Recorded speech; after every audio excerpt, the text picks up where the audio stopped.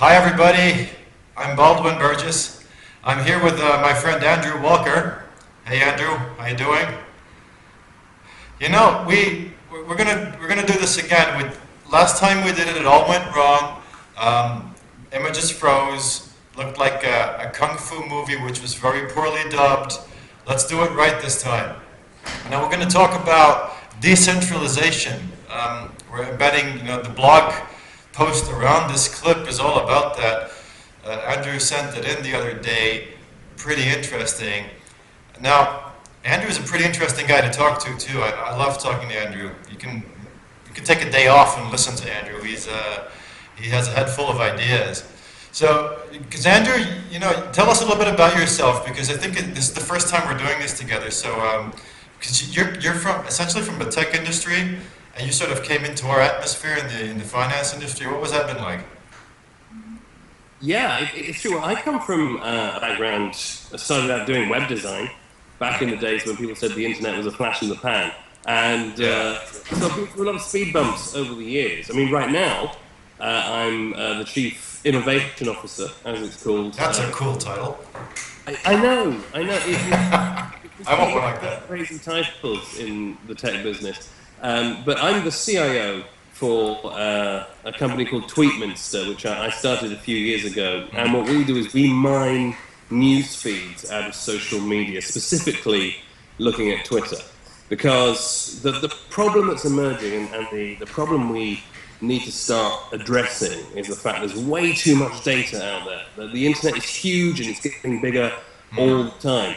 And what we do at Tweetminster is we look at what people share on Twitter, the news articles they read, and we use those to pick the very best content for the right people. That's how I got into finance. We track what bankers read in the news, and then we use that to create really good news feeds around financial services. Wow, you're like a sonar system for any industry, right? Yeah, that's it. It's what we call network intelligence. Wow. And through that, it's led me to think a lot about the way that we relate to social media and the way that businesses are getting involved in it. And the finance sector is no different from pharmaceuticals. It's no different from any other in its relationship with social media. Yeah. It's scared about it, and understandably so. There's a lot of things that can go wrong when you open yourself up to the public. But my argument, and what I'm trying to say in the blog post, is there's a lot of things that can go right in terms of being more efficient and more profitable if you use these tools the right way. And yeah, we've all got examples about that. I mean, you were talking about the Xerox machine the other day, and that's a very similar example of it. It is, because I guess it's like the industries are always challenged by these paradigm shifts. It's everybody gets sort of dragged into new realities, kicking and screaming.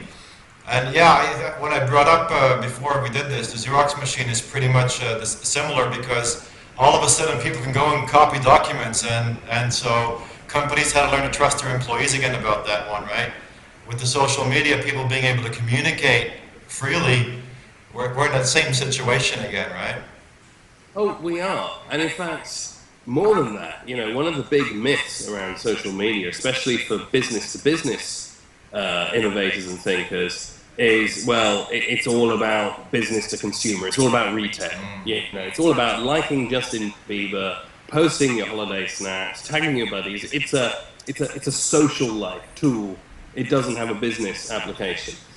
What I say to those people is, look what you're doing.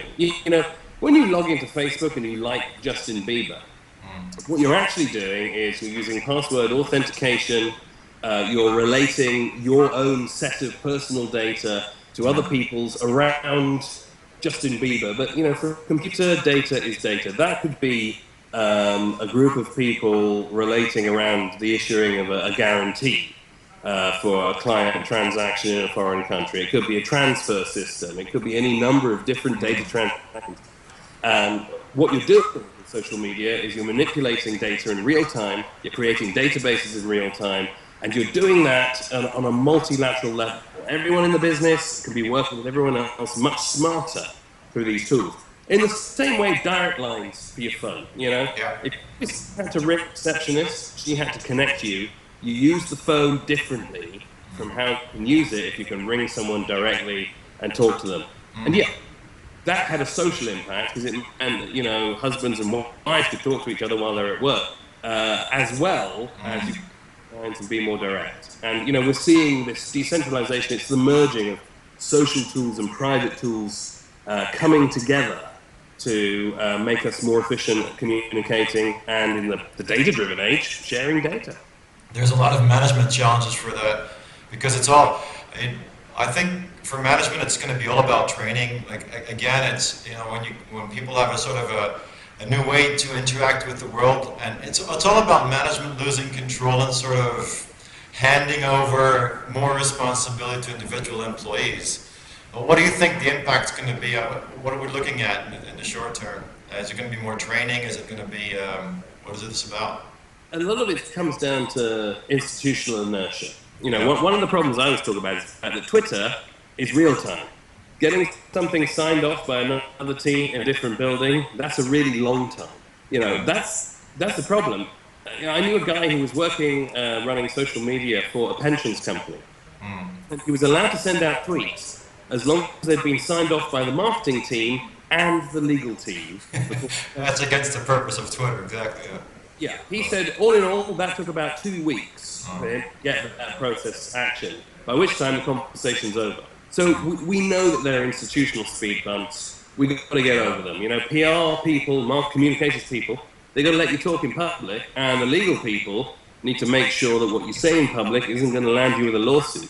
And that, as you say, is a training issue. Right. So we're not, I'm obviously a native of the investment industry, financial industry, so we're not really that far behind. You're seeing this in other industries as well, right? Oh, yeah, absolutely. Okay. In fact, it was only, and I kid you not, it was only a couple of years ago that the editor-in-chief of a major online publication laughed me out of his room saying politicians would never use Twitter. Right. I know, isn't that crazy? There are now more politicians on Twitter than there are blogging or with websites. In fact, the only thing you can get more of a politician on is email, but email isn't public. Email's hard to access. You can't just find that. There's nowhere where you can go just and find someone's email address. You've got to search for it to do more stuff. On Twitter, you type in someone's name, they come up, you send them a message. That's very direct communication. And it's search technology, isn't it? That's really what it's all about. I mean, I realized that a couple of years ago, and that's what you're working on right now, because you're essentially extracting content and information about whatever keywords may be applicable, and you extract it through Twitter, right? That seems to be the connection between whatever's out there in terms of information and us, right? It's where the journalists also find their stuff, I think, right? It's cool. Well, also, what it does is it lets us borrow other people's expert knowledge. Right. You know a lot. You're an expert in finances, okay? I hope so. Well, compared with me, trust me. You know what? I am only now learning about the intricacies of things like custody operations, or how complex finance systems work. Okay, like most people, I might know more about technology and the operation of these things. But the thing is, if you can read the news that I read, you get to borrow my expert brain and see what is important to a tech guy about tech. If I read what you read, I borrow your expert brain and I see what's important about finance to a finance guy. That makes both of us smarter without us actually having to learn that stuff, because we use social connection to filter that information that's out there. So that's what we mean by network intelligence. Our networks make us intelligent by the knowledge that we have as individuals that we can share through what we learn. But that's huge, because I think it's also where we realize that these tools are not just something for our teenage kids to play around with, but are essentially the way.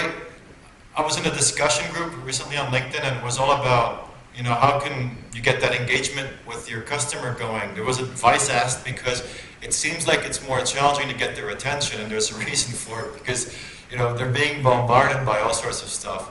But I think as soon as you realize that you can actually listen to all the information out there and use it to your advantage, because other people will eventually start listening as well. And I think once you get that, that's when your whole procurement philosophy changes, right? That's when you start producing the kind of content that will let people come to you. Oh, I think that's true. I think there's a flip side to that too, Yeah. which is this is very early days. You know, social networks are public, largely speaking. Now, what we see is that people are different on LinkedIn than the way they are on Facebook. Okay, if you put a white paper out on, you know, financial instruments into your Facebook page to your buddies, they're not going to enjoy it the same way because you got everyone there, from your kids to your parents, you know, people you at school. By the same token, if I upload my holiday pictures to a LinkedIn group about technology, everyone's going to react badly to that. So we're starting to realize there are different social networks for different parts of our lives, for different applications. Now, I want to take that one step further.